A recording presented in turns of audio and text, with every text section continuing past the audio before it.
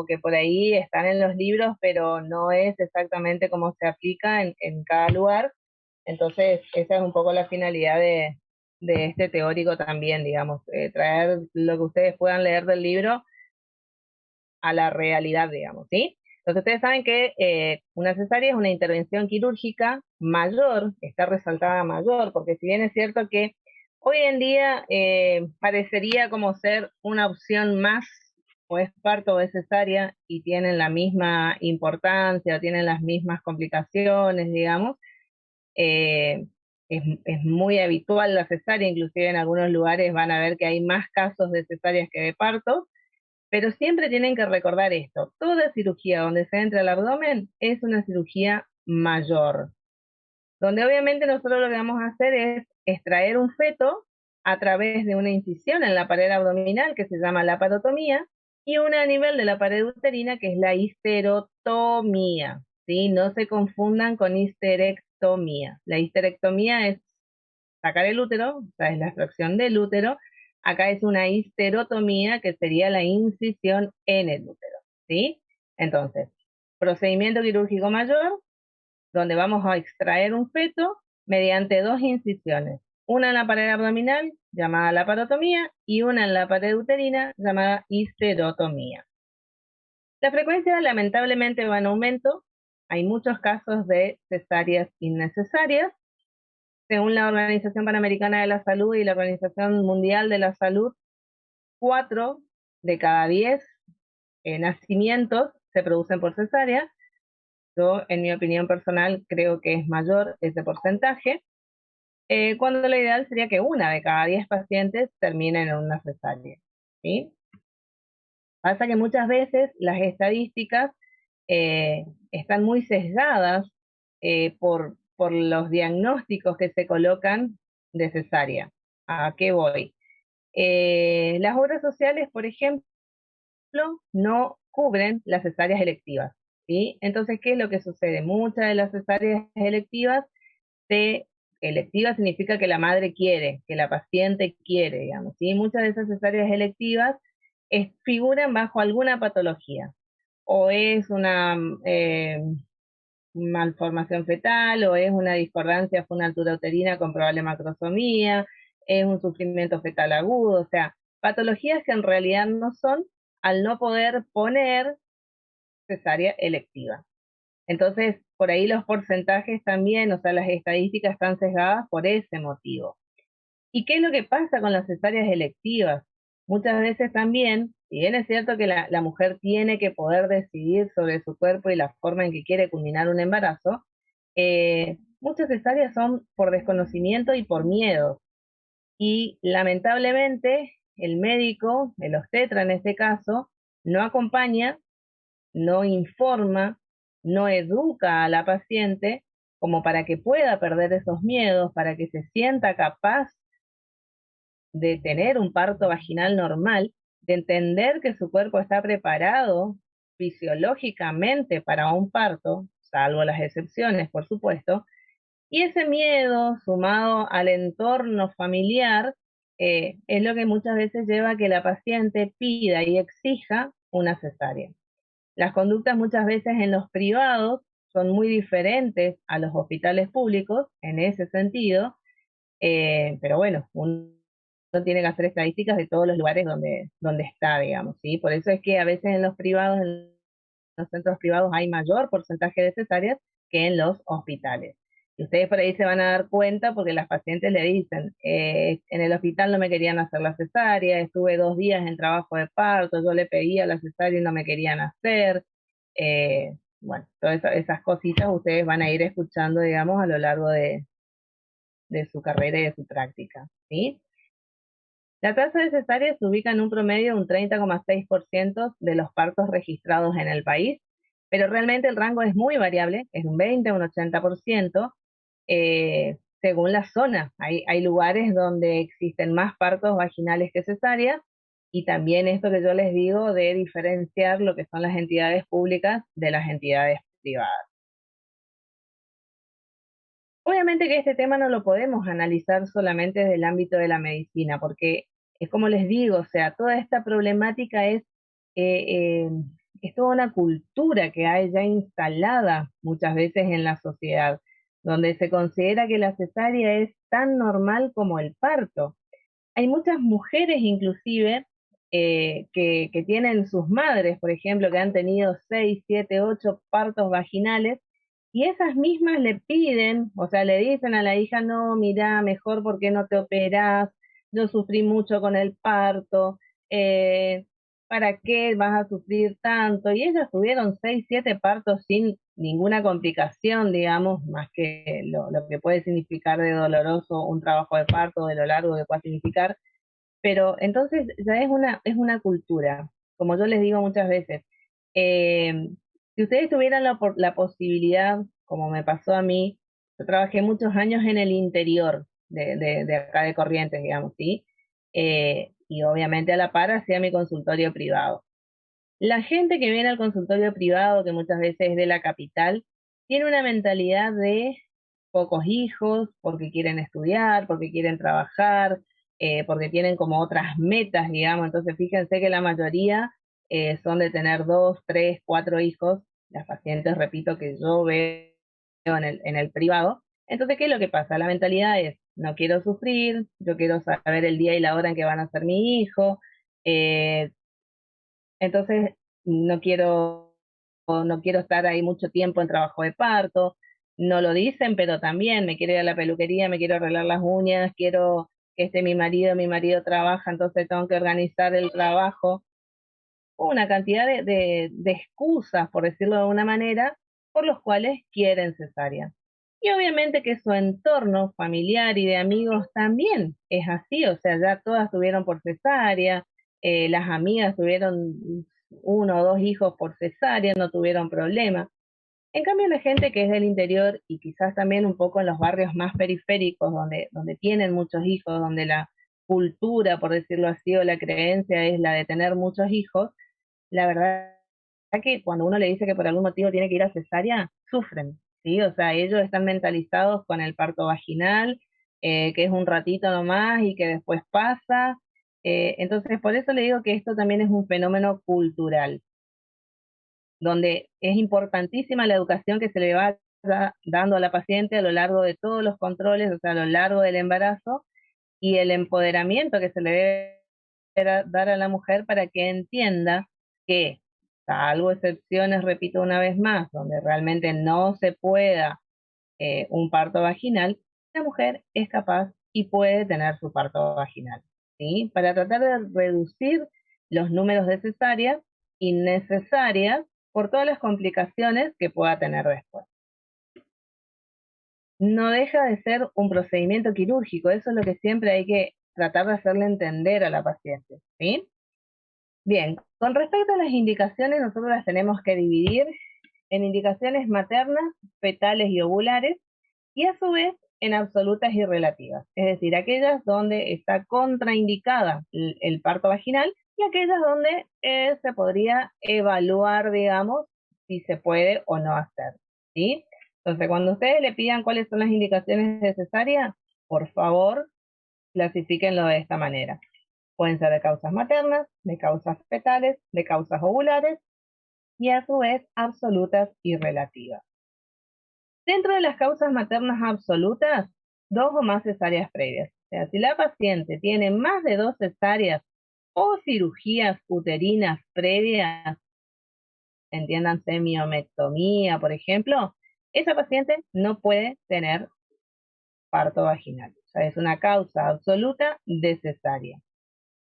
Si la cesárea anterior por alguna causa, por ejemplo, por una placenta previa, en lugar de hacerse la incisión a nivel del segmento uterino, se lo hizo a nivel del cuerpo uterino, ¿sí? O sea, una cirugía uterina previa corporal, también es una causa absoluta de cesárea. Es decir, 2 cesáreas o una cirugía o una cesárea corporal. En casos de obstrucciones mecánicas, como por ejemplo un carcinoma cervical, obviamente, o vaginal, que no esté obstruyendo el camino, el canal del parto, obviamente, que es una indicación absoluta de cesárea, ¿sí? Que exista la persistencia de causa previa. ¿Qué significa eso? Mi cesárea anterior fue porque no dilaté. Bueno, y si ahora vuelve a pasar lo mismo, y obviamente esa es una indicación absoluta de cesárea. Las cardiopatías descompensadas, las fístulas urinarias o intestinales, y esto es importante, el herpes genital activo. ¿Sí? ¿Qué significa eso? Que al momento de tener que culminar la gestación, el herpes se encuentra activo, es una indicación absoluta de cesárea, y siempre y cuando las membranas ovulares estén íntegras. Si las membranas ovulares se rompieron y ya pasaron más de 4 horas, ya no existe diferencia, digamos, entonces se podría intentar un parto vaginal, ¿sí? Y una paciente que tiene un herpes activo, pero vino con 8 centímetros de dilatación, con las membranas rotas de hace 7 horas, y bueno, esa paciente ya el riesgo fetal está dado por la solución, digamos, de continuidad de las membranas, así que ya una cesárea abdominal no mejoraría el cuadro, digamos, o el riesgo de infección, ¿sí? Y dentro de las causas relativas maternas, una cesárea previa, la diabetes no es una indicación absoluta, ¿sí? Va a depender de si está compensada o no está compensada, si está frente a una macrosomía fetal por esa diabetes o no, ¿sí? O algunas otras cosas que puedan ir apareciendo. Lo mismo pasa con la preeclampsia o la eclampsia, ¿sí? O sea, si es una indicación relativa. Cuando digo una paciente que viene con 10 centímetros en primero o segundo plano, y es más rápido probablemente, con una preeclampsia por supuesto, es mucho más rápido un parto vaginal que organizar una cesárea, digamos. Entonces, por eso se lo considera como una causa relativa. El fallo de inducción, la inminencia de rotura uterina, ¿sí? ¿Y por qué una causa relativa y no es absoluta? Y por lo mismo que decíamos recién, si nosotros tenemos una inminencia de rotura uterina, pero estamos con 10 centímetros de dilatación y un feto que en 2 pujos va a salir, bueno, intentemos el parto vaginal normal, digamos, ¿sí? Y la falta de progresión del trabajo de parto. Generalmente en los finales, por ahí, como dato de interés, dirían, se le suele decir, bueno, a ver, mencioname 2 causas absolutas de cesárea abdominal, digamos, materna, dos fetales, 2 ovulares, o 2 relativas de cada uno, ¿sí? Como para que ustedes se puedan esquematizar. No significa que no tengan que saber todas, pero para que puedan ir más o menos sabiendo qué cosas se suele preguntar. Dentro de las causas fetales, como absolutas, el sufrimiento fetal intraparto, que no se recupera, ¿sí? O sea, el sufrimiento fetal que ante ninguna maniobra que nosotros hagamos obtenemos una respuesta favorable, entonces esa es una causa absoluta, porque si el feto se recupera y la paciente se encuentra con 7, 8 centímetros de dilatación y podemos seguir con un feto recuperado, digamos, por más que esté en sufrimiento, podemos intentar, digamos, ¿sí? Por eso es que la sospecha de un sufrimiento fetal no recuperado es una causa relativa. La prosidencia de miembros irreductible, ¿qué significa? Que ante maniobras tampoco podemos reducir, digamos, los miembros o el cordón, ¿sí? Entonces, bueno, pero si es cordón, perdón, eso sería una causa ovular. Entonces, si no podemos reducir los miembros, entonces estaríamos ante una causa absoluta. La presentación pelviana también. La única excepción a esto sería una gran multípara, ¿sí? Una paciente gran multípara, esa que ya tuvo 5 o 6 partos, que muchas veces un embarazo no controlado, o que sí, que tuvo controles, pero comenzó su trabajo de parto, y como ya es una gran multípara, por ahí la verdad es que no le da mucha importancia, por decirlo de una manera, a las contracciones, y ya viene a la consulta con 8 o 9 centímetros de dilatación. eh, bueno, y no hay tampoco sospecha de que sea un feto muy grande, digamos, ¿sí? Entonces, esas condiciones así dadas, y bueno, por ahí más de una vez se han hecho partos vaginales, ¿sí? Pero hoy en día se considera una indicación absoluta. Y por supuesto la macrosomía fetal. Pero macrosomía fetal, no el peso estimado de 3,7 kilos, 3,8 kilos, que uno dice por ecografía, que uno dice es un feto grande. Bueno, eso no es un feto macrosómico, ¿sí? El feto macrosómico es por arriba de los 4.000 gramos, digamos, ¿sí? O sea, de los 4 kilos. Y como causa relativa, bueno, la sospecha, decíamos, de sufrimiento no recuperado, la presentación de frente, la situación transversa o oblicua. ¿Y por qué son causas relativas? Y porque por ahí, si con determinadas maniobras de versiones, ya sean internas o externas, nosotros podemos cambiar, digamos, esa presentación o esa situación, y bueno, dejó de ser una indicación necesaria, digamos, ¿sí?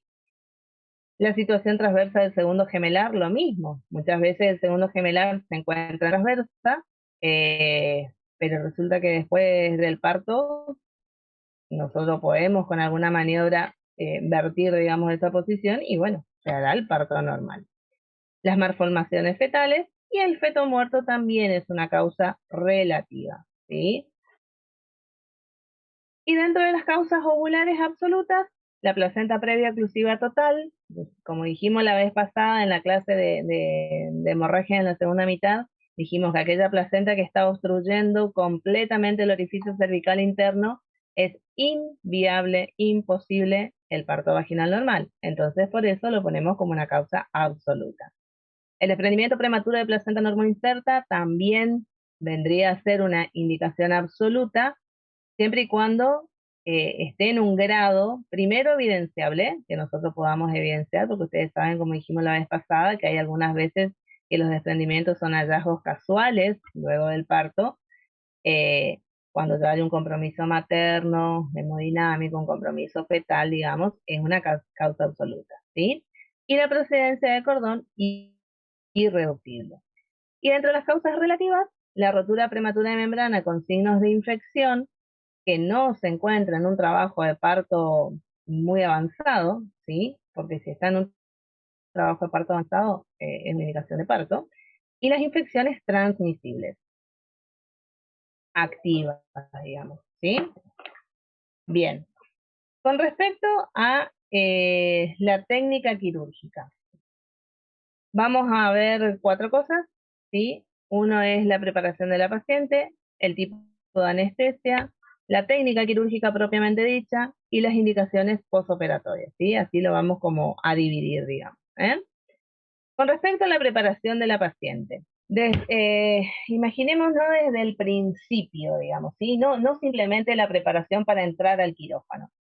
¿Qué significa eso? Nosotros nos tenemos que sentar frente a la paciente, frente al familiar, si está, a la persona responsable, si es un menor de edad. Le tenemos que explicar, es fundamental que el paciente entienda qué es lo que se le va a hacer, por qué se le va a hacer la cesárea, por qué no puede tener un parto. Aunque, ojo, aunque la paciente venga pidiendo una cesárea, hay que tomarse el trabajo de explicarle lo que significa. Es un procedimiento quirúrgico, nosotros vamos a cortar la piel, determinados tejidos abajo, se corta el útero. No les digo que le expliquen la técnica quirúrgica completa porque no les va a entender, pero sí que la paciente entienda porque ustedes les explican y no porque buscó en Google qué es lo que significa la cesárea, cuáles van a ser las complicaciones, eh, cómo va a ser la recuperación posterior, cuántos días se va a tener que cuidar, digamos, ¿sí? O sea, hay que explicarle al paciente todo. Así sea electiva, así realmente exista una indicación precisa de cesárea, el paciente tiene que entender, porque si no después sucede que cuando uno le pregunta, pacientes que no conoció previamente, digamos, viene a una primera consulta o lo que fuera, y le dice, ay, ¿cuántos hijos tenés? Tuve 2 cesáreas. Ay, ¿por qué fue tu primer cesárea? No, ni idea. No, ¿cómo que no sabés por qué fue tu cesárea? No, el doctor me dijo nomás que teníamos que ir a cesárea y bueno, nos fuimos a cesárea. No, el paciente tiene que entender. El paciente que no entiende por qué le pasaron las cosas es el paciente altamente, o sea, potencialmente demandante el día de mañana, ¿sí? ¿Quieren preguntar algo?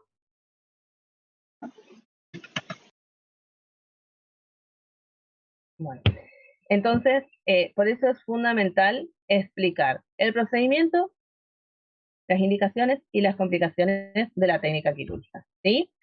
Se le debe hacer firmar un consentimiento informado.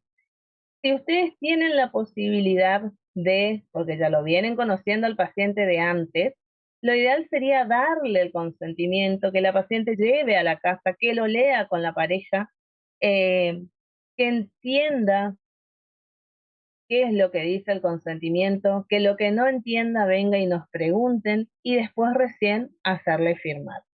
Esa hojita que se le da ahí un ratito antes de que entre al quirófano y señora, fírmeme acá, acá, acá, acá, usted señora acá, acá, acá, no sirve.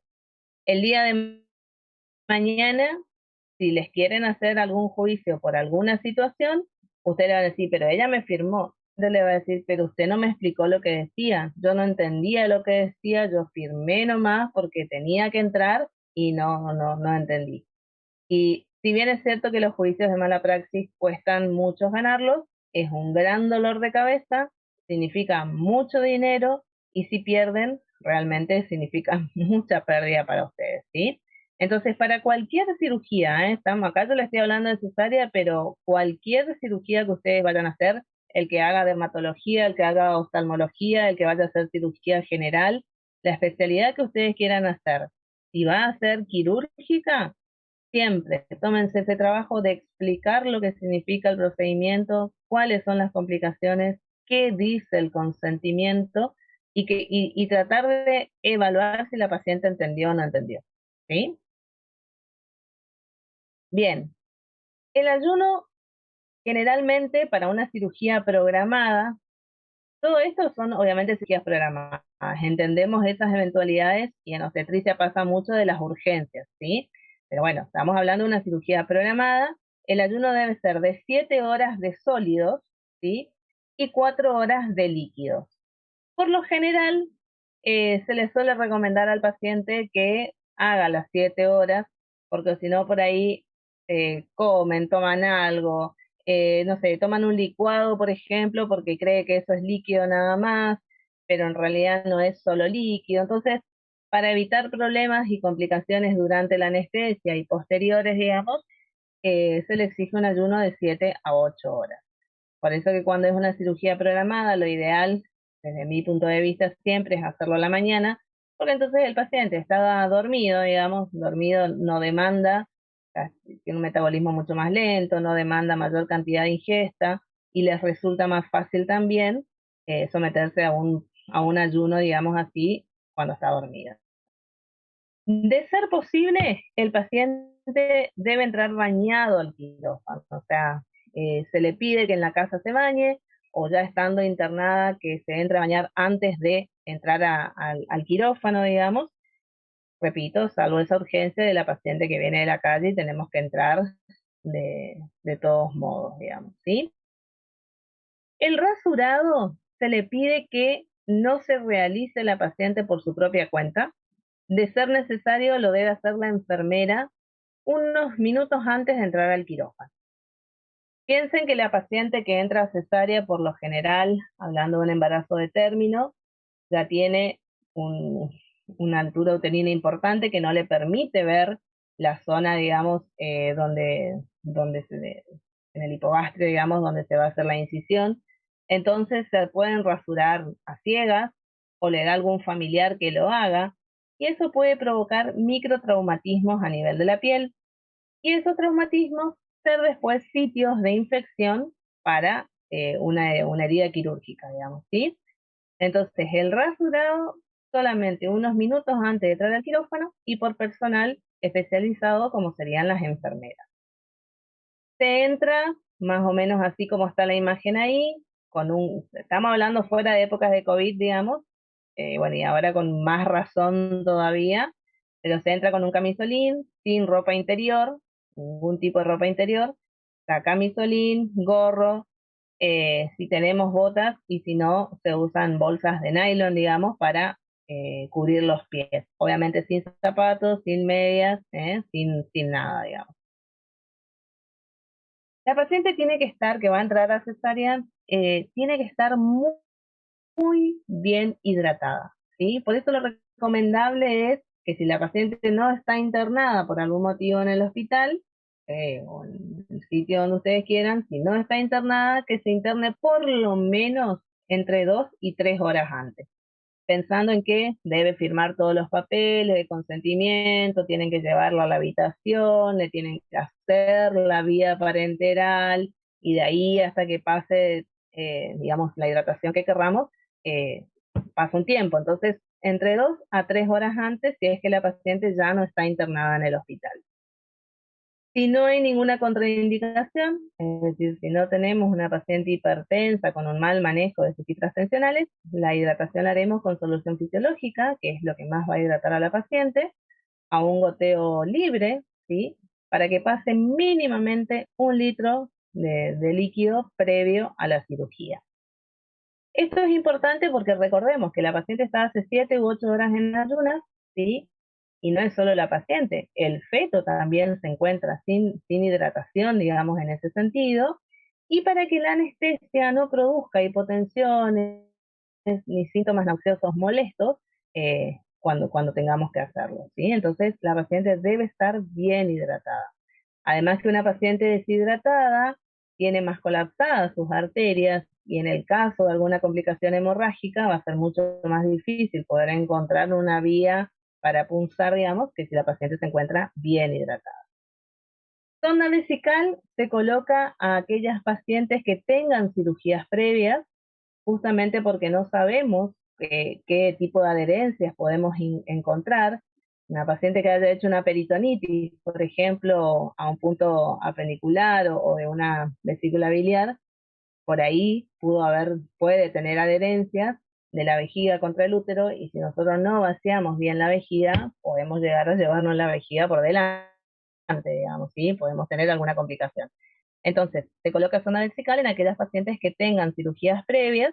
En cambio, en las pacientes cuya cirugía sea la primera vez, digamos, si sea una pared virgen, se le pide sí que vaya al baño un ratito antes de entrar al quirófano. De todos modos, ustedes saben que la embarazada no siempre vacía bien la vejiga, entonces, por más que sea una pared virgen, a veces nos solemos encontrar con la vejiga, digamos, muy cargada, a pesar de que la paciente se fue a orinar antes de entrar, por eso siempre debemos entrar con mucha precaución. Con respecto a la profilaxis antibiótica, se utiliza cefalosporinas de segunda generación, pero intraquirófano, digamos, ¿sí? No se hace profilaxis previa a la cirugía, digamos, ¿sí? Se hace la inducción anestésica, o sea, se hace la anestesia y después se hace la profilaxis antibiótica con cefalosporinas de segunda generación. Con respecto al tipo de anestesia, ustedes saben que para estas situaciones hay 3 anestesias posibles: peridural, raquidia o general. Cada una de ellas tiene sus ventajas y sus desventajas. Habitualmente las dos que se utilizan según los servicios, digamos, son la peridural y la raquidia. La anestesia general se deja solamente para aquellas situaciones de emergencia donde se encuentra en riesgo la vida de la madre o del feto. Y acuérdense que la anestesia general deprime, o sea, pasa placenta y demás, digamos, y puede deprimir gravemente al feto. Entonces solamente se deja para aquellos casos donde nosotros tenemos que entrar ya a sacar a ese feto porque o su vida o la de la madre está corriendo peligro. Cuando son cesáreas programadas o que no requieren, digamos, una urgencia en el ingreso y en la extracción fetal, usamos peridural o raquidia. Ambas anestesias son a nivel de la columna. Esto también es muy importante que ustedes le expliquen al paciente qué es lo que le van a hacer, cómo va a ser la anestesia, si es que después va a tener que tener algún tipo de reposo o no, porque depende cuál tipo de anestesia se utilice. Eh, el paciente le tiene terror siempre a la anestesia. Cualquier paciente le tiene terror a la anestesia, ¿sí? La obstetricia es una de las especialidades más demandadas y la anestesista, digamos, es la segunda especialidad, ¿sí? Por el terror. Siempre fíjense que tengo miedo a la anestesia, si me voy a despertar, si voy a salir. Por ahí es una cirugía inmensamente grande, pero el miedo siempre es a la anestesia. Entonces, hay que tranquilizar al paciente. Encima es una anestesia que no la van a ver cuando le están haciendo porque es en la espalda. Otro miedo más, me van a tocar la columna, ¿sí? Entonces es fundamental que el paciente se quite ese miedo. La anestesia peridural tiene la ventaja que al ser un poco más periférica la anestesia, la recuperación es más pronta, digamos, ¿sí? La paciente habitualmente sale del quirófano moviendo las piernas, a la hora o 2 horas se puede estar movilizando sin ninguna contraindicación, puede adoptar en la cama una posición antálgica, la que le encuentre cómoda, digamos, ¿sí? Que para el caso de una cesárea me parece fundamental, porque tenemos que recordar que la paciente tiene que dar de mamar, se tiene que sentir cómoda con un bebé, digamos, encontrando una posición cómoda para darle de mamar. Entonces, la verdad que la peridural es, es una mejor anestesia en ese sentido. Pero, pero tarda un poco más de tiempo en hacer efecto, o sea, habitualmente se debe esperar casi 20 minutos para poder empezar la cirugía, por lo cual si estamos ante una situación no tan urgente, pero donde no podemos esperar tanto tiempo, por ahí la mejor opción es la anestesia raquídea, ¿sí? La desventaja con la anestesia raquídea, o sea, sí, obviamente nosotros ni bien se hace la anestesia, ya prácticamente podemos entrar eh, a operar, pero la desventaja es su recuperación posterior, ¿sí? La paciente debe estar mínimamente 6 horas en decúbito dorsal sin almohada, no se puede levantar por el riesgo de la cefalea post anestesia, digamos, que realmente es una cefalea muy intensa, de tipo migrañoso, eh, muy fea y que suele durar entre 7 y 10 días, cuanto no más tiempo también, digamos. Entonces, es fundamental que si la anestesia por algún motivo fue raquídea, se le explique al paciente que no debe levantar la cabeza ni con almohada. Y bueno, imagínense la situación un poco incómoda de tener que dar de mamar en esta posición, digamos, ¿sí? Además, cuando la anestesia, digamos, se va yendo, la verdad que la sensación es bastante molesta, de hormigueo, o sea, de parestesia en los miembros inferiores, eh, que bueno, no se puede mover, le molesta en ese sentido las piernas, y bueno, no es tan buena la experiencia, digamos, en ese sentido, ¿sí? Con respecto a la técnica propiamente dicha, o sea, una vez que está hecha la anestesia, se acuesta la paciente en la camilla, en decúbito dorsal, así como ustedes ven en la imagen, se realiza la antisepsia de abdominal, vulvar y muslo, o sea, es una antisepsia abdomino, muslo, vulvar, ¿sí? Con solución de Pervinox, digamos, y alcohol. Obviamente siempre se hace la antisepsia desde el centro hacia la zona periférica, habitualmente se comienza por el abdomen, desde la línea media hacia un lado primero y luego hacia el otro, luego se hace miembros, también desde adentro hacia afuera, ¿sí? Y luego la zona vulvar. Habitualmente solemos hacerlo 3 veces, ¿sí? Ya con respecto a la laparotomía, decíamos que es la incisión a nivel de la piel, ¿sí? Entonces, vamos a hacer la incisión de la piel, de la aponeurosis, del plano muscular y del peritoneo parietal. Con respecto a los tipos de incisiones, hay varios tipos. Habitualmente las más frecuentes son o la mediana vertical o la que ustedes ven ahí descrita como Phanesil, ¿sí? Que es una incisión transversal, ligera, oblicua, ligeramente hacia arriba, digamos, cóncava hacia arriba, de aproximadamente unos 15 centímetros. Existen otras incisiones, como la de Joel Cohen, o si no la de Maillard, pero no son las más frecuentes, ¿sí? La más frecuente es la de Phanesil o eventualmente la mediana vertical. En teoría se dice que la mediana vertical se deja para aquellas cirugías de urgencia, porque los planos en realidad son verticales, ¿sí? El plano muscular es vertical, entonces es como que es una incisión en teoría más rápida, que nos da mucho más campo quirúrgico, ¿sí?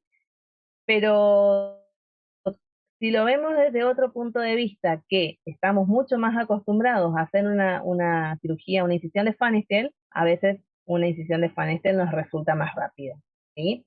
Pero realmente la mediana es la que nos da más campo quirúrgico, ¿sí? Entonces, si nosotros tenemos, no sé, una rotura uterina, por ejemplo, y bueno, muchas veces nos conviene hacer una mediana porque es la que nos va a permitir después hacer la histerectomía en el caso de que sea necesario y demás, ¿sí? O un accidente de tránsito, digamos, un traumatismo.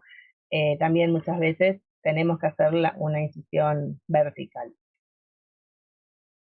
Eh, la incisión vertical es infraumbilical, ¿sí? Siempre es desde el inferior del ombligo hasta abajo, digamos, ¿sí? Así sea un feto chico, un feto grande, la situación que sea, ¿sí? Nunca hacemos una incisión más corta que eso, digamos, ¿eh?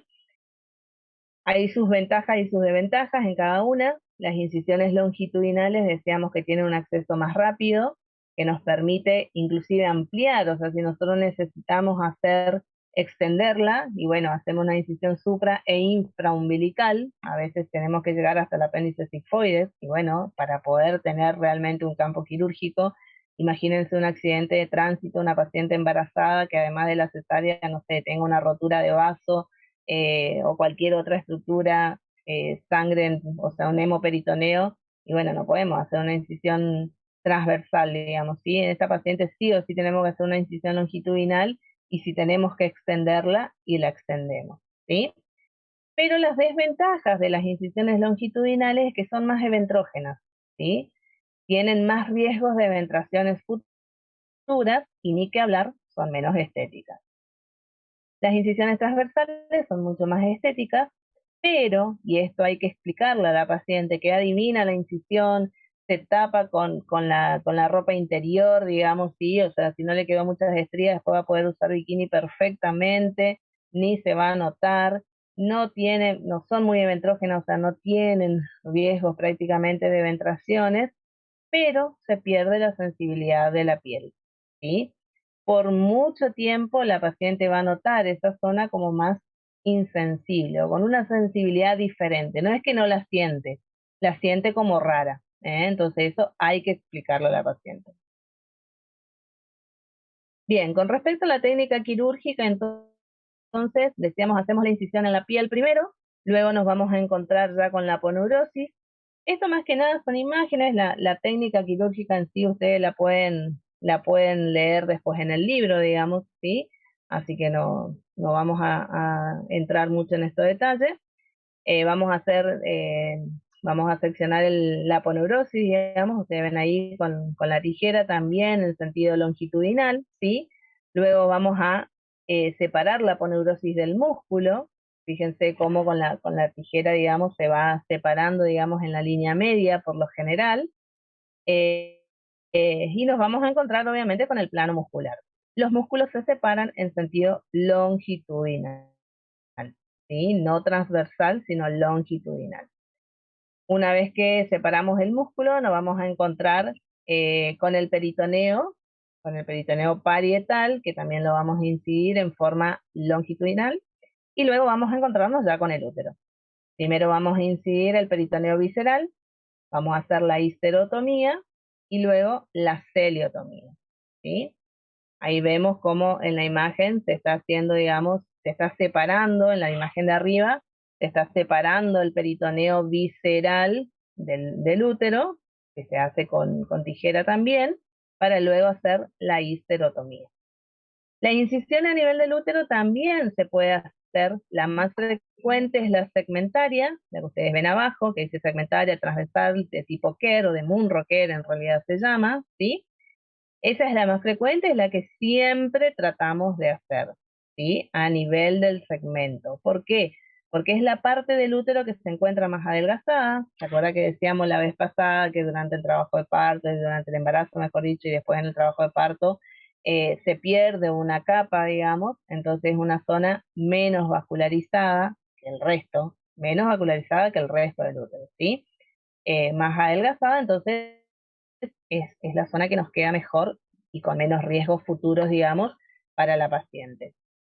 Pero ante eventuales situaciones también podríamos hacer o un segmento corporal vertical de tipo Beck o una corporal clásica, ¿sí? Y allí ven que son incisiones longitudinales, ¿sí? No son incisiones transversales, para no cortar mucho las fibras musculares, digamos, y tratar de evitar otras complicaciones.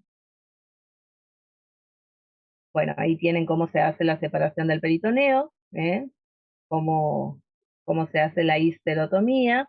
La histerotomía se hace un pequeño orificio con el bisturí, digamos, a nivel del útero, y luego la separación es digital con los dedos, justamente para evitar lastimar la presentación que ya está abajo, digamos, ¿sí? Está inmediatamente ahí. Entonces es un pequeño cortecito con bisturí y luego con los dedos eh, agrandamos, digamos, esa incisión.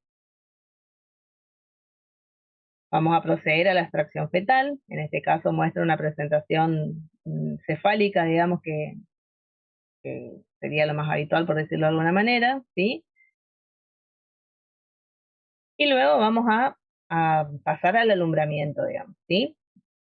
El alumbramiento siempre en la cesárea o es dirigido o es manual. No existe el alumbramiento espontáneo. Nosotros no podemos esperar 30 minutos, 40 minutos que salga la placenta, teniendo o sea, el abdomen, abierto el útero, abierto el abdomen, digamos, sí, no podemos esperar tanto tiempo. Entonces, siempre el alumbramiento va a ser corregido, digamos, dirigido, con agentes uterotónicos, con oxitocina. Siempre en este momento se coloca oxitocina para favorecer el alumbramiento y obtener la placenta mucho más rápido, digamos, ¿eh? Y eventualmente podríamos hacer un alumbramiento manual, es decir, sacar la placenta con las manos, pero recordemos que sí, por ahí sale más rápido, pero corremos mayores riesgos de endometritis posteriores y de una mayor pérdida sanguínea. Cuando tenemos la torta placentaria tenemos que hacer exactamente lo mismo que hacemos en el parto, que es observarla, ¿sí? Observar que no existan cotiledones aberrantes, observar que las membranas estén completas, ¿sí? Acuérdense que nunca van a estar íntegras, pero sí que estén completas. Y luego vamos a proceder al cierre por planos, otra vez, de abajo para arriba. Antes de esto, hacemos algo que se llama bastillar la cavidad. Es decir, con unas bastilladas, que son como unas gasas grandes, digamos, de ese mismo material que las gasas, se limpia la cavidad uterina, ¿sí? Tratando de sacar los restos que pudieran haber, digamos, o cotiledones aberrantes o coágulos, todo lo que pudiera haber, se saca. Siempre con la precaución de que esa bastillada que está adentro no la usemos, o sea, se hace ese procedimiento y se tira. No la podemos seguir usando esa bastillada porque si por ahí existía alguna infección intrauterina y nosotros usamos esa misma bastillada para el resto de los tejidos, podemos propagar los gérmenes, digamos. Entonces, simplemente se bastilla y con eso se saca. Procedemos al cierre de plano, cerramos útero, hacemos la histerorrafia con cálculo crómico número 2 en su pasado. O sea, nosotros necesitamos que esos puntos estén, que esa brecha, digamos, esté muy bien suturada. Los peritoneos, tanto visceral como parietal, se cierran con catgut simple número 1. También se puede hacer suture pasado o suture simple, ¿sí? Pero el material de sutura es el catgut simple número 1.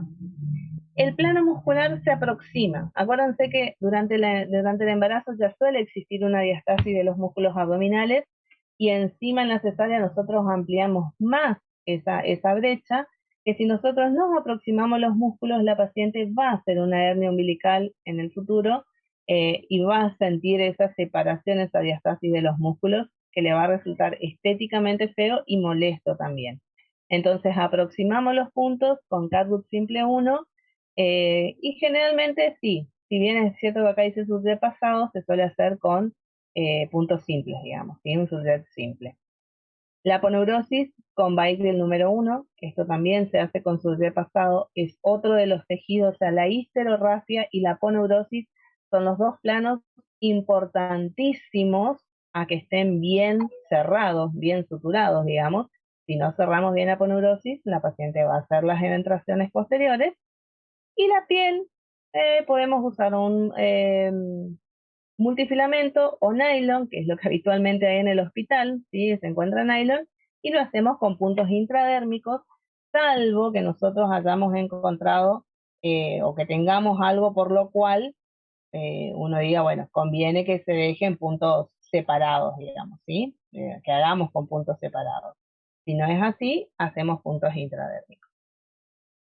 Obviamente que una vez que está terminada la incisión, se vuelve a hacer la antisepsia con Pervinox y se cubre la herida con un apósito, con gasitas primero y apósito de arriba estériles, ¿sí? Eso debe estar en lo posible 24 horas cerrado, ¿sí? Para evitar el riesgo de infecciones. Con respecto a los cuidados y a las indicaciones postoperatorias, a la paciente se le debe incitar a que deambule pronto, ¿sí? Para tratar de evitar las trombosis que son frecuentes con el reposo, digamos, ¿sí? Es un procedimiento quirúrgico, la paciente estuvo embarazada, entonces si es que nosotros le dejamos mucho tiempo acostada, aumentan exponencialmente los riesgos de trombosis. Habitualmente por la anestesia ya no hay ninguna contraindicación si hacemos la anestesia peridural, de que a las 2 o 3 horas la paciente se esté movilizando, y si es una anestesia raquídea, obviamente será después de las 6 horas. Siempre hay que tratar de que la paciente, digamos, se incorpore de forma paulatina. Primero sentada en la cama, un buen rato, después con los pies colgando, otro buen rato, y después recién que se pare a caminar, ¿sí? Porque los cambios de posición, sumado al ayuno que tuvo la paciente, sumado a la anestesia, por ahí les suele marear y se suelen querer desvanecer inclusive cuando hacen los cambios bruscos de posición, ¿sí? Y por supuesto, siempre acompañada, nunca que se movilice sola. La ingesta se va a hacer mínimamente 6 horas después y siempre que nosotros comprobemos que ya existen ruidos hidroaéreos. Acuérdense que con la cesárea nosotros tenemos expuesto el abdomen, siempre hay suena feo, pero hay como un manoseo, porque nosotros al hacer la amniotomía, o sea, al romper las membranas, sale líquido amniótico. Sale sangre también de los tejidos que vamos cortando y obviamente todos estos fluidos caen en el abdomen. Si nosotros esos fluidos los dejamos en el abdomen, se va a producir un dolor como el de un abdomen agudo. Entonces se debe secar, tratar de secar todo lo posible. Muchas veces no se puede aspirar con el aspirador porque tenemos muchos órganos muy friables como los intestinos que ocupan todo el abdomen, digamos, y los podemos lesionar. Entonces, ¿qué hacemos? Con otra vastillada tratamos de secar. Todo ese manoseo que nosotros hacemos así de ir secando, por ahí produce una parálisis intestinal, sumada a la parálisis intestinal propia de la anestesia. Entonces, antes de indicar la ingesta de líquidos, que es así como se empieza, primero con líquidos, tenemos que comprobar que el tránsito intestinal ya se ha recuperado. ¿Cómo? Ocultando el abdomen, digamos, o sea, detectando que existen ruidos hidroaéreos propulsivos, ¿sí? No de lucha, no de defensa. Entonces, de ser así, se indica una ingesta de líquidos las primeras horas, ¿sí? A partir de las 6 horas, la ingesta de líquidos, luego una dieta liviana, que generalmente consiste en puré, compota o gelatina, digamos, ¿sí? Más líquidos, y luego recién una ingesta blanda con pollo, porque en el hospital habitualmente a los postoperatorios no se le indica carne de vaca, sino carne de pollo, digamos, la carne blanca. Con respecto a la herida quirúrgica, tenemos que hacer la curación recién 24 horas después de la cirugía, salvo que nosotros veamos, porque tenemos que controlar que el apósito que está cubierto esté limpio. Si nosotros vemos que está con sangre, digamos que tiene mucha secreción, obviamente que vamos a tener que controlarlo, digamos, vamos a tener que sacar para poder controlar la herida, ver qué es lo que está sucediendo, que no esté haciendo un hematoma, ¿sí? Pero si los apósitos están limpios y secos, la herida se deja cubierta durante las primeras 24 horas y luego se hace la primer curación plana, así se llama, ¿sí? Entonces, con una cita y perminos otra vez, se limpia, se pasa por arriba de la herida una vez con una gasa húmeda, otra vez con una gasa seca y si no hay ninguna contraindicación, se deja al aire libre. Hoy en día se considera que las cesáreas son procedimientos estériles, digamos, Entonces, no es necesario lo que antes se hacía de curaciones todos los días hasta que se saquen los puntos. ¿Sí? Se hace una sola curación, esa a las 24 horas, y después se deja la herida al aire libre. Excepto que tenga algún tipo de secreción, a veces pueden existir o formarse seromas, por ejemplo. Entonces, en esos casos, bueno, habrá que volver otra vez a las curaciones y cubrir la herida quirúrgica. Pero si no está demostrado de que ya pasadas las 24 horas, los bordes de la piel, digamos, están coaptados y ya no hay riesgos de infecciones, y que por ahí con el Pervinox la gente tiene la idea también de que cuanto más Pervinox, más está desinfectando y lo que terminan haciendo es secando la piel, que es peor. Las cintas lastiman la piel, a veces forman ampollas y la verdad que no se ve ningún beneficio con cubrir la herida, ¿sí? Obviamente explicarle al paciente que tenga que usar una ropa interior que no quede justo a nivel de la herida, sino que sea una bombacha, digamos, más alta, digamos. El alta médica, si no hay ninguna contraindicación, se da con la paciente, obviamente eliminando flatos, con ingesta acorde, digamos, que deambule sin ninguna complicación, con una buena relación con su hijo, digamos, con lactancia positiva dentro de lo posible, si no hay ninguna contraindicación, eh, que habitualmente sucede a las 48 o 72 horas. Como yo le explicaba el otro día, a veces en el hospital pasa que como los recién nacidos deben salir con documento, entonces por ahí justo cae, la paciente tuvo la cesárea qué sé yo, el miércoles y se debería ir de alta el sábado, pero el sábado no hay registro civil, el domingo menos, entonces tiene que esperar hasta el lunes para poder irse. Entonces dice, después de mi cesárea estuve 4 o 5 días internada, pero tiene que ver con una cosa más bien administrativa, ¿sí? No del procedimiento quirúrgico en sí. El alta habitualmente 48, eventualmente 72 horas. Ahora, antes de ir de esto, el alta médica no es, bueno señor, usted se va, viene dentro de 10, 14 días para sacarle los puntos, sino que también nos tenemos que sentar a hablar con el paciente, ¿sí? ¿Qué cosas le va a pasar? O sea, ¿qué tiene que comer? ¿Qué no debe comer? ¿Qué actividades puede hacer? ¿Qué actividades no debe hacer? ¿Cuáles son los signos de alarma? Es decir, cuáles son las cosas que le tienen que llamar la atención y tiene que consultar. Fiebre, hoy en día peor todavía porque con el tema del COVID, bueno, todos consultan, pero si tiene fiebre, chuchos, escalofríos, sensación de cuerpo caliente, obviamente se tomó la temperatura, una temperatura elevada, debe consultar. Se le debe explicar cómo van a ser los loquios. O sea, mire señora, al principio usted va a tener unos loquios abundantes.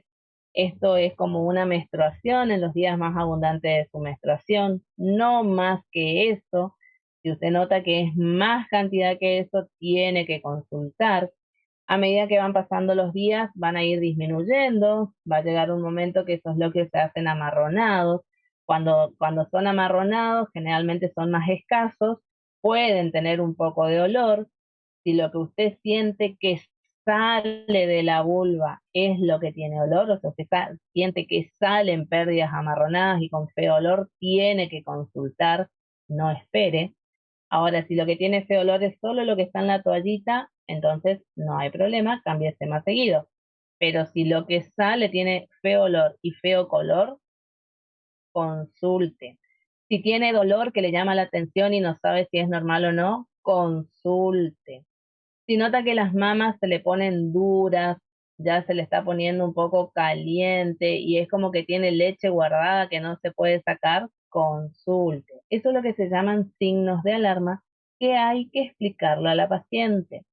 Porque uno por ahí dice, ¿cómo no vas a ver? ¿Por qué esperó tanto para venir? ¿Por qué no vino ni bien apareció eso? Ahora ya es más grave lo que tiene.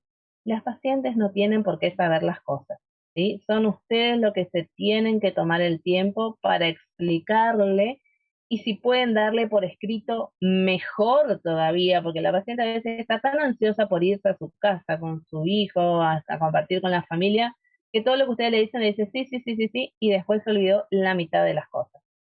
O después le va a decir, a mí nadie me dijo.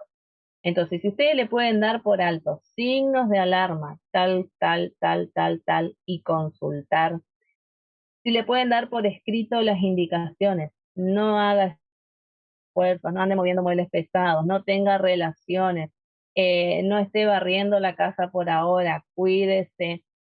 Sí puede caminar, no esté todo el día en la cama tampoco, porque eso no es bueno, porque va a favorecer a las trombosis.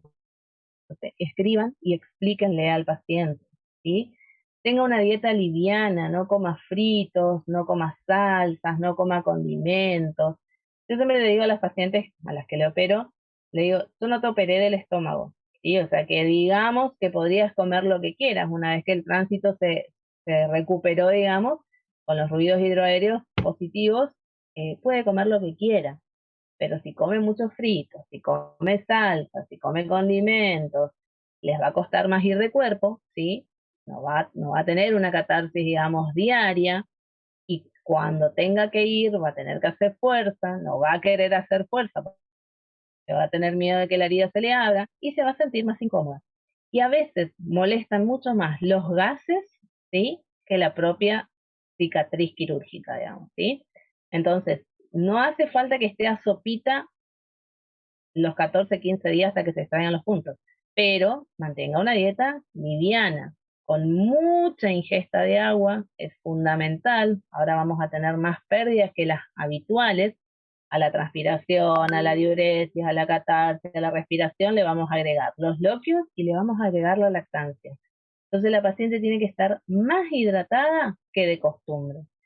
Y además eso va a favorecer a una buena diuresis y a una buena catarsis. Entonces hay que explicarle, tiene que tomar mucha agua. Parece una cosa muy lógica y que uno diría todo el mundo sabe. No, explíquenle, se debe bañar. Hay muchas pacientes que culturalmente piensan que en el momento del puerperio, digamos, o no se pueden bañar directamente o ni siquiera se pueden lavar la cabeza porque se van a volver locas, algunos te dicen la agarran la recaída, no se va a recuperar bien. Bueno, son ideas, digamos, que tenemos que tratar de sacarlas, ¿sí? La paciente es el periodo donde más higiénica, mente limpia tiene que estar, está con un bebé recién nacido, con unas defensas muy, muy bajas todavía, entonces explíquenle que se puede bañar, que se puede lavar la cabeza, que no debe usar bidet, eso sí es fundamental, porque ahora está teniendo loquios, que para ellos son parecidos a una menstruación, pero que no es igual a una menstruación, ¿sí?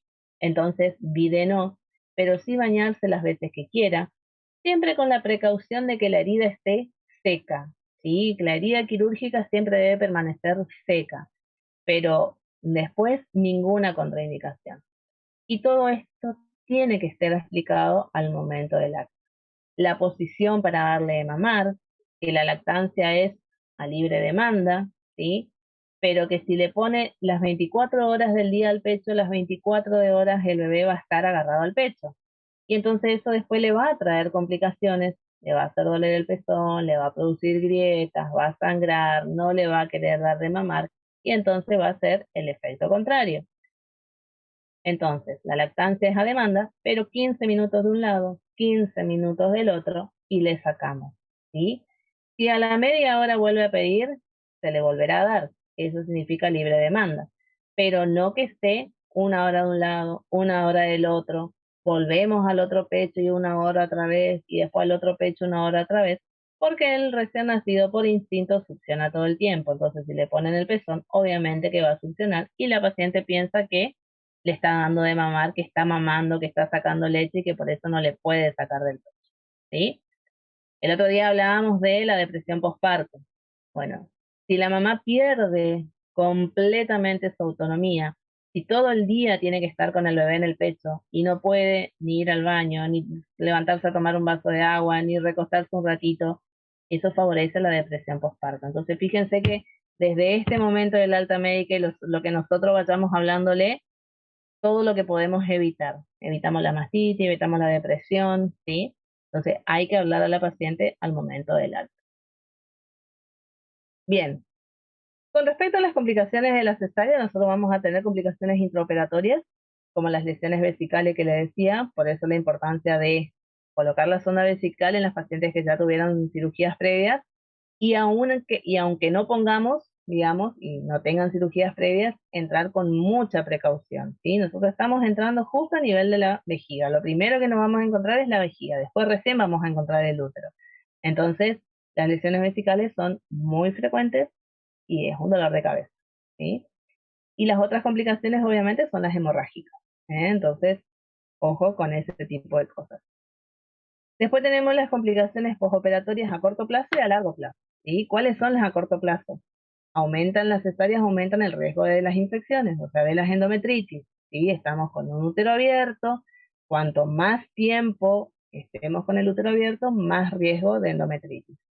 Las infecciones urinarias, las infecciones de la pared abdominal, ya sea a nivel de la herida o en los planos más inferiores, las tromboflebitis, porque obviamente que favorece que la paciente esté mucho más quieta que después de un parto vaginal, el embolismo, la dehiscencia de la cicatriz, ¿sí? Y el hilio que se transforma en un hilio más permanente, digamos. Y las complicaciones a largo plazo son las adherencias abdominales, por eso cuanto más cesáreas, más riesgos de este tipo de situaciones, las endometriosis de la incisión uterina, ¿sí? La placenta previa o el acretismo placentario también se ve favorecido por todas las incisiones a nivel del útero. Nos, nos obliga, por decirlo de alguna manera, a que el próximo nacimiento sea otra vez por cesárea, entonces a las cesáreas en gestaciones posteriores, y también el riesgo de la rotura uterina en un siguiente embarazo, ¿sí?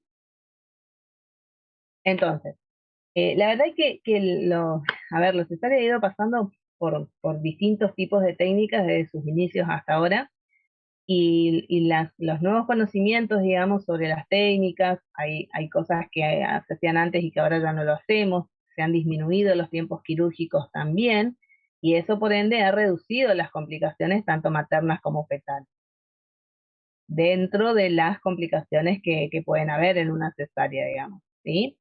Pero, ¿qué es lo que se ve? Lo que yo les decía, actualmente hay un aumento considerable de las cesáreas innecesarias, digamos, y esas que se hacen por elección, por desconocimiento, eh, por no hacer una maniobra de eversión, por no tener muchas veces los medios necesarios para hacer las maniobras de eversión, ¿sí?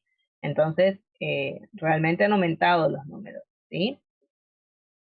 Un buen control prenatal, una buena atención médica, perder el tiempo, entre comillas, conversando con la paciente, hablando con la paciente, sacando los miedos de la paciente, y entonces ahí sí poder detectar cuáles son precisos, o sea, los casos precisos y necesarios en las que se tengan que hacer una cesárea, es lo que nos puede permitir a nosotros, bueno, programar, decir realmente tenemos que hacer una cesárea, no hay otra posibilidad, no hay otra situación, pero vamos a tratar de programarlo, y si nosotros controlamos a la embarazada, no vamos a tener tantas urgencias. Si le explicamos a la paciente en qué situaciones tiene que consultar a tiempo, no vamos a tener tantas urgencias que terminan en una cesárea que no era necesaria realmente. Y en última instancia van a ser cesáreas programadas, que las cesáreas programadas siempre tienen un menor riesgo de complicaciones que las no programadas, ¿sí? Y obviamente con eso reducimos los tiempos, ¿eh? Toda mujer tiene derecho a un embarazo planificado y a un parto seguro y respetado. Hoy en día está muy en boga esto del parto respetado. El parto respetado no solamente es parto vaginal, ¿sí? Eso tienen que entender ustedes como futuros médicos y la gente también. Parto respetado significa respetar todas las voluntades y los tiempos de el trabajo de parto de la cesárea, digamos, ¿sí? Pero el acompañamiento, el explicar, el que la paciente entienda qué va a ir sucediendo en cada situación. Esto que yo le decía, explíquenle lo que significa la cesárea, explíquenle qué es lo que le va a pasar después, cómo va a ser la recuperación después, explíquenle cómo es la anestesia. La paciente muchas veces va a estar sola en el quirófano en un ambiente completamente desconocido, con un médico al que le conoce y al resto no, o sea, no le conoce al anestesista, no le conoce al ayudante, no le conoce a las enfermeras, hasta que algún familiar pueda pasar, ella va a estar sola en una situación ambigua, ambivalente, de ya quiero conocer a mi hijo, ya quiero que salga, quiero que todo salga bien, pero a la vez todo esto es desconocido y tengo miedo, digamos. Entonces, eso también es un parto respetado. Explicarle qué le va a pasar, acompañarle todo el tiempo para que pueda entender lo que está viviendo, digamos. ¿Sí? Bien. ¿Hay alguna duda que tengan? Doctora, una compañera puso en el grupo que se le cerró el Zoom si la podría aceptar de nuevo. Y yo le acepté a todos los que me van pidiendo, che. A los que me van pidiendo, toda la clase se salen y entran. Así que, Doc, yo tengo una consulta sí, acerca del alumbramiento dirigido. sí. Tenemos que saber, por ejemplo, cuánto de oxitocina hay que darle a la paciente, al igual que la profilaxis para la trombosis. No, no, eso lo maneja generalmente. Ustedes acuérdense que cuando entran a quirófano, entra un equipo quirúrgico, ¿sí? El equipo quirúrgico está conformado básicamente por el anestesista, el médico, el ayudante, el enfermero, y tienen la posibilidad de un instrumentista y el pediatra. Ese es un equipo quirúrgico de cesárea. Cada uno tiene su rol dentro del quirófano, digamos, ¿sí? Ustedes no pueden hacer todas las cosas. Cada uno se tiene que enfocar en su parte, digamos así, ¿sí? Entonces eso es algo, la profilaxis antibiótica, la oxitocina, digamos, que se hace, es algo que generalmente lo maneja el anestesista, ¿sí? Así que no es que ustedes necesiten hacerlo, digamos. No es que ustedes le van a decir, ponerle un bolo de oxitocina, ponerle 10 unidades, ponerle 5 unidades, lo maneja el anestesista por lo general. Sí, por ahí ustedes pueden tener la necesidad de, por ejemplo, se produjo el alumbramiento, ustedes están haciendo la histerorrafia ya, o sea, están cerrando el útero y constatan que es un útero que no tiene una buena contractilidad, que no está con su tono como corresponde. Entonces sí, ustedes le van a pedir, ponerle 5 más, ponerle 10 unidades más, ¿sí? Pero lo que es para el alumbramiento generalmente es algo que lo hace la necesidad. Muchas gracias. ¿Y de cuánto más o menos dura el alumbramiento dirigido? O sea, Nada, ¿cuánto tiempo? nada, 2 minutos, 3 minutos. Ok. Nada, una cirugía, a ver, el tiempo que dura una cesárea, porque eso es otra cosa que por ahí les pueden preguntar, ¿cuánto tiempo va a durar una cesárea? Una cesárea hecho tranquilo, sin complicaciones, digamos, y teniendo en cuenta, o sea, desde el momento que ustedes inciden la piel hasta que la terminan, ¿sí? Todo el proceso de llegar al feto y salir, digamos, 30 minutos, ¿sí? 25, 30 minutos, 35 eventualmente. Ahora, para el que está esperando afuera, se convierte en 1 hora mínimamente, si no es un poco más. ¿Por qué? Porque la paciente tiene que entrar al quirófano, le tienen que hacer la antisepsia, como hoy les decía, o sea, hacer la anestesia primero, hacer la antisepsia, esperar de que tome la anestesia. Una vez que cerramos todo, que ya hicimos la antisepsia nuevamente, cubrimos con apósito estéril, la paciente tiene que esperar que la enfermera le higienice, que le pase la camilla y que salga. Entonces, usted no le pueden decir al que está esperando afuera, una cesárea dura 30 minutos, porque cuando se hagan los 35 minutos, se hagan los 40 minutos, se hagan los 45 minutos y la paciente no salió, se van a empezar a desesperar, ¿sí? Entonces, para el que está esperando afuera, 1 hora, 1 hora y cuarto. ¿Sí? Ustedes saben que la cirugía en sí y dura entre 25 a 35 minutos, ¿sí? Estamos hablando de cuando uno ya tiene una experiencia, ¿no? O sea, si va a ser tu primer cesárea y sí, capaz que te tardas 1 hora y cuarto en hacerla, digamos, ¿sí? Pero ya después cuando uno tiene la experiencia, ese más o menos es el tiempo que tarda. Entonces la verdad que el alumbramiento en todo ese procedimiento dura 2 minutos, 3 minutos, no es mucho. Gracias. ¿Qué otra duda tienen? Doc, en caso de las indicaciones, como dijo usted, para el examen final, por ejemplo, tendríamos que tener esquematizado bien las maternas, las fetales y las ovulares. y 2 o 3 de cada una, relativa y absoluta. Exacto, exacto. Bueno, Además que, a ver, yo siempre le digo, estas cosas es cuestión claro, después que las lees una materia, un tema, lees otro tema, eh, es como resumirlos nada más. O sea, cuando ustedes vieron placenta previa, ¿sí? El otro día cuando vimos hemorragias y vimos placenta previa, dijimos, bueno, estas son indicaciones absolutas de cesárea, esta es una indicación relativa. Cuando vimos desprendimiento, más o menos dijimos, bueno, el desprendimiento es una indicación absoluta, salvo en esos desprendimientos que son ocultos, que nunca los vimos, nos enteramos al final, y bueno, esa tuvo parte y después recién nos enteramos. Entonces, es cuestión de ir como agrupándolas a medida que vemos los temas, y bueno, y acá hacerlo al revés nada más, o sea, es pensar, no es memorizar las cosas. Yo siempre le digo, si ustedes memorizan las cosas, se olvidan. El tema es razonar y pensar y decir, bueno, si la paciente, el feto está en pelviana, y sí, o el feto está en transversa, como dijimos cuando vimos Leopold, digamos, o sea, cuando vimos semiología obstétrica, dijimos, si el feto está en transversa no va a salir, ¿y por qué?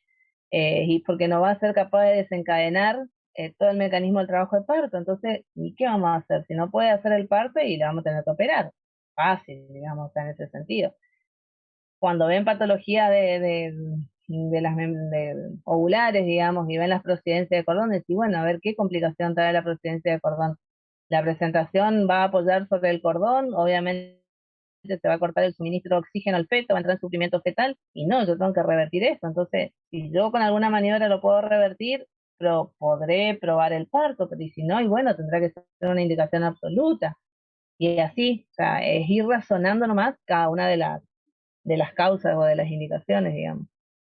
Pero si ustedes la estudian de memoria, se van a confundir, se van a olvidar y no van a entender qué es lo importante, digamos. O sea, yo siempre les digo también de que si bien es cierto que no queremos formar especialistas, ojalá que alguno de ustedes quiera hacer obstetricia, pero aunque no lo quieran hacer, que razonen. Si ustedes no aprenden a razonar, y terminan de cursar y se olvidan todo, se olvidan todo. Entonces, la idea es que les vaya quedando en la cabeza los conceptos, digamos, ¿sí? sí, Doc, gracias. ¿Qué otra duda?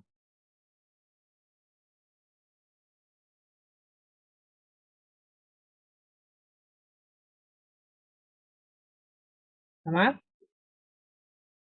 Doc, yo tengo una duda, pero respecto a historia clínica. Sí. Em, la clase pasada, por ejemplo, estuvimos haciendo con una paciente que ya había tenido su bebé, o sea, estaba en la etapa de puerperio. ¿Los datos del embarazo, Ajá. su último embarazo, irían en antecedentes obstétricos o irían en embarazo actual? Por ejemplo, el peso del bebé y eso. No, eso va en antecedente de la enfermedad actual. Vos, digamos, o sea, cuando vos estás redactando tu historia clínica, ¿sí? Le preguntás a toda la paciente y después vos vas a poner el antecedente de la enfermedad actual. Paciente de tantos años, gestas tantos, partos tantos, vamos a suponer gestas 3, partos 3, porque ya tuvo, ¿sí? O sea, estás hablando de una puérpera. Se refiere que el día tanto consulta por contracciones uterinas dolorosas, bueno, le contás toda la historia de cómo fue el parto, ¿sí? Y se produce a las 17 horas del nacimiento un recién nacido de sexo masculino, vigoroso, que se encuentra en sala con su madre. ¿Ya? Entonces vos eso va en antecedente, vos estás viendo una puérpera y va a ir en antecedente de la enfermedad actual, porque vos estás contando ahí cómo fue su parto, digamos. ¿Entendés? No va a ir en la parte de antecedentes ginecológicos, sino va en antecedente de la enfermedad actual. Es un puerperio, pero para estar en un puerperio la paciente tuvo que haber tenido un parto, ya sea vaginal o por cesárea, o abdominal, digamos, vaginal o abdominal. Entonces eso va en antecedentes de la enfermedad actual. Y ahí le pones, a veces la paciente no sabe ciertas cosas. Porque si vos mirás la historia, vos decís, bueno, Apgar 99, 3 kilos 280, 38 semanas, no sé, 45 centímetros de largo. Y otras veces, como es interrogatorio solamente, ya te va a decir, sí, nació bien de 9 meses, no sabe si fue 38, 39, 40 semanas. El peso generalmente saben, porque eso es como que siempre les interesa, digamos, entonces 3 kilos 200, pero como no sabe el Apgar, Y bueno, nació, lloró, sí, ni bien lloró, le llevaron, le cambiaron y te lo trajeron, sí, bueno, entonces nació vigoroso y se encuentra en alojamiento conjunto con la madre o se encuentra en neonatología por algo que por ahí la mamá te pudo haber contado, digamos, ¿sí? Eso va en antecedente a la enfermedad actual. Y después decís, la paciente se encuentra cursando su cuarto día, su segundo día, su primer día de puerperio de parto vaginal normal o de puerperio patológico por, no sé, infección, por hemorragia o por lo que fuera, digamos, por hipertensión, la causa que fuera, por lo cual el puerperio es patológico. Gracias, doctor. ¿Qué otra duda?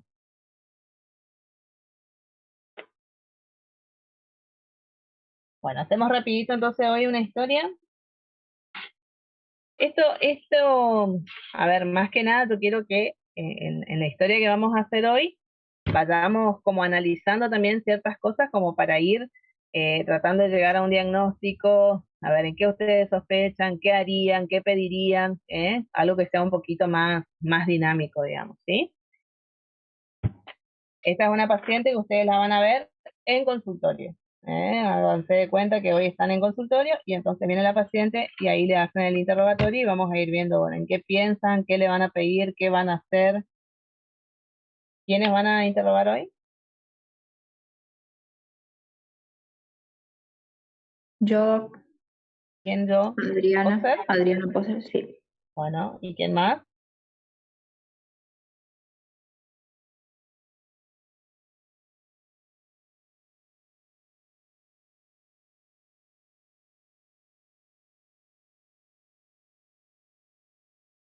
¿Quién más? ¿Barrios está?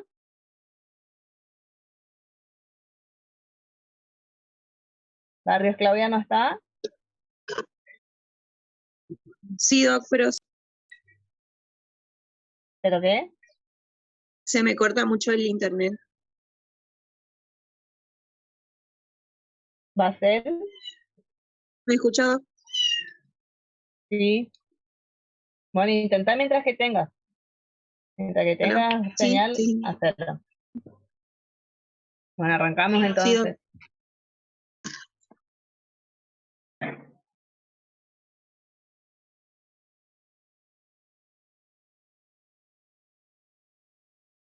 Hola, sí, bueno, buenas tardes. Sí, Soy buenas la tardes. doctora. ¿Me puede decir por favor su nombre completo? Suárez María Lorena.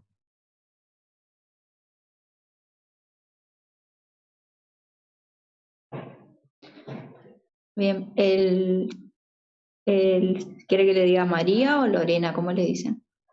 Lorena me llaman. Lorena, bien. ¿Me puede decir su edad? Sí, 22 años. Obviamente es un caso muy hipotético. ¿Su DNI, Lorena? 40 millones, Sí, 727, sí, 301. siento. ¿Su fecha de nacimiento? El 10 de julio.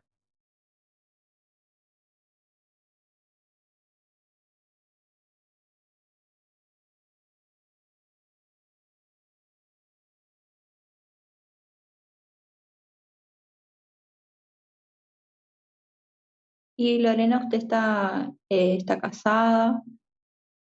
¿Tiene No, sí, novio? estoy soltera, o sea, sí tengo mi novio, pero yo vivo sola. Vivo con mi mamá.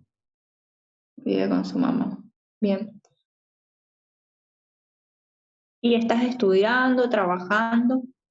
Sí, estoy estudiando. Estoy en el ¿Ah? terciario. ¿Y qué estudias? Para maestra jardinera.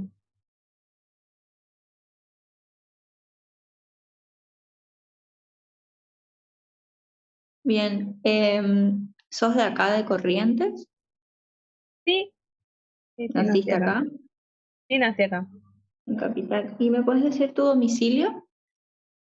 Sí, en el barrio Antártida, Argentina.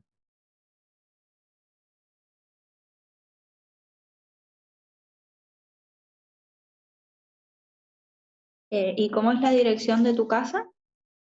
Manzana 5, casa 10, sector 3.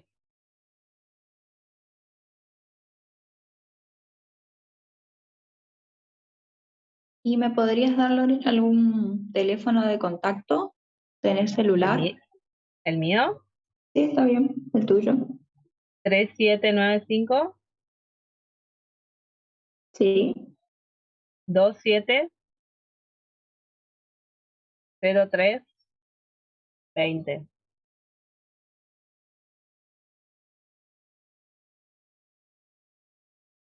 no sé si la chica quiere preguntar algo o sigo nomás.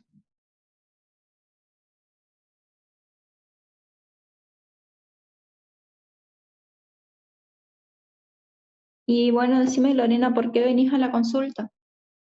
¿Qué te anda pasando? Y vos seguís.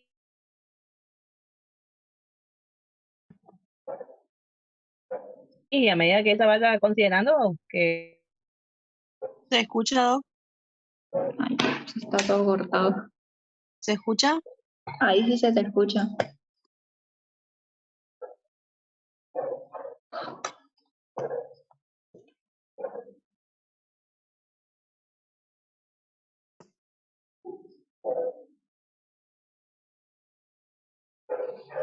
No. Doctora, usted está hablando porque no se la escucha.